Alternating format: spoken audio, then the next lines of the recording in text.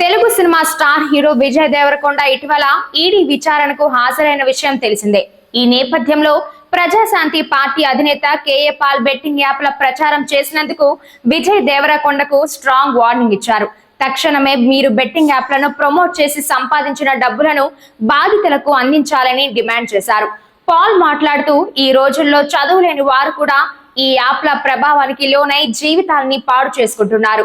ఈ యాప్స్ ద్వారా డబ్బులు పోగొట్టుకొని ప్రాణాలను తీసుకుంటున్నారు. హీరోలు ఇలాంటి వాటిని ప్రమోట్ చేస్తే ఇంకా తొందరగా అట్రాక్ట్ అవుతారు. విజయ్, వీలైతే నువ్వు మంచి కోసం పోరాడు, ప్రజల ప్రాణాలు తీసే యాప్ల కోసం కాదని కేఏ పాల్ అన్నారు. విజయ్ తక్షణమే బాధితులకు క్షమాపణ చెప్పడం అవసరమని కూడా కేఏ పాల్ అభిప్రాయపడ్డారు. ప్రజలకు, ముఖ్యంగా యంగ్ పీపుల్ కి విజయ్ లాంటి హీరోలు ఆదర్శంగా ఉండాలి. అప్పుడే దేశ భవిష్యత్తు బాగుంటుంది. అంతేకాని ఆర్థికంగా, మానసికంగా బాధించే యాప్స్ ని ప్రమోట్ చేయవద్దని ప్రాధేయపడ్డారు.